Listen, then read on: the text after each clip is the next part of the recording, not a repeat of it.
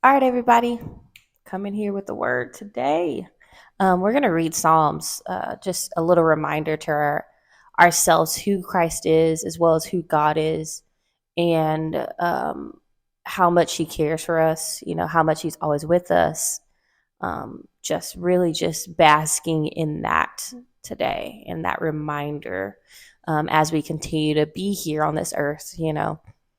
Sometimes we need a little reminder of not our place, but to understand how much He loved us from the beginning, you know?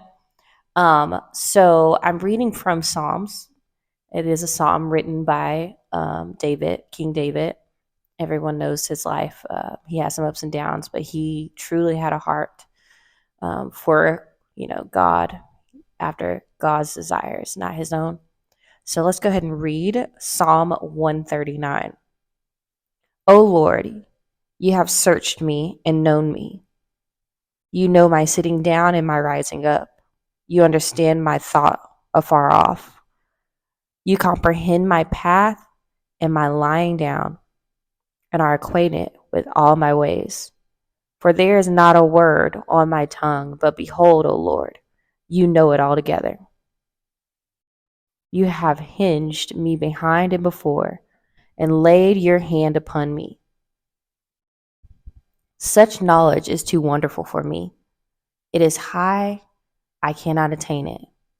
Where can I go from your spirit? Or where can I flee from your presence? If I ascend into heaven, you are there. If I make my bed into hell, behold, you are there.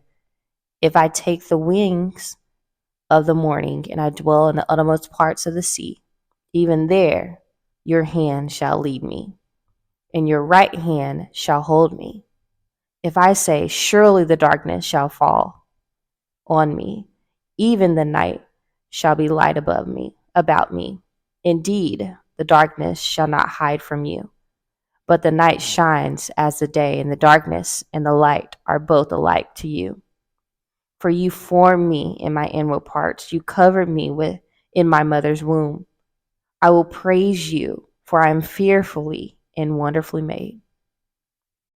Marvelous are your works, and that my soul knows very well. My frame was not hidden from you.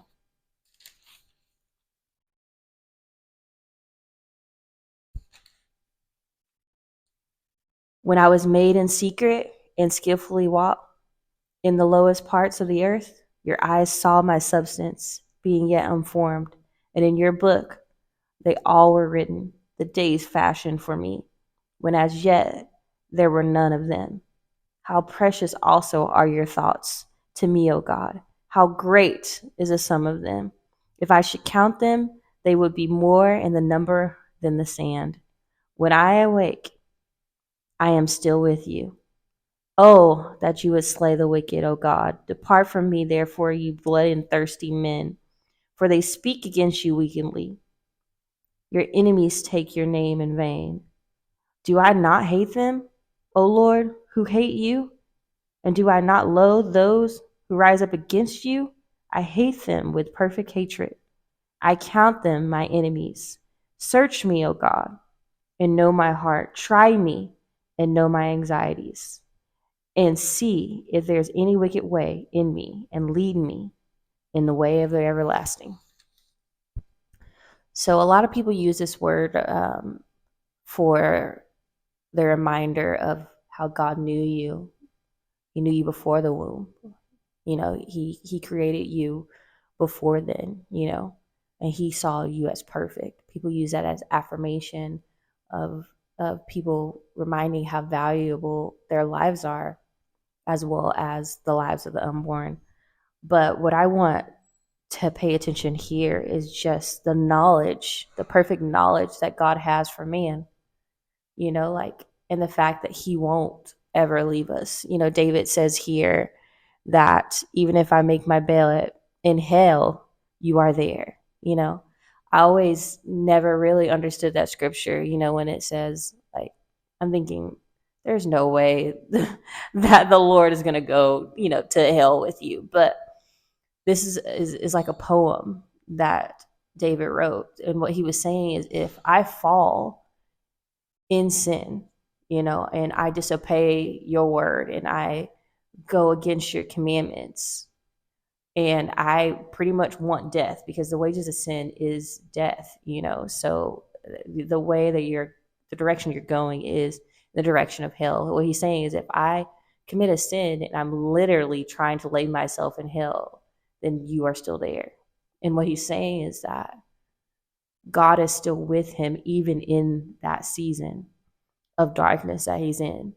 But as long as David still considers God, then he'll change his ways and he'll be still righteous or become righteous before God again.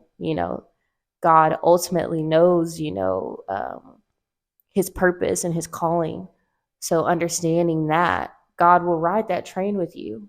He'll teach you and discipline you and correct you, but he'll be with you if you are truly called. That's why I find it so interesting that he says in the last verse, he says, "Search me, O God, know my heart, try me and know my anxieties." Verse 24, he says, "And see if there's any wicked way in me, and lead me in the way of everlasting." What he's asking here is, search me, Lord, correct me, teach me your ways, teach me the ways of the everlasting, so that I can continue to be in your presence, that I can continue to please you instead of myself and my own desires. For you made me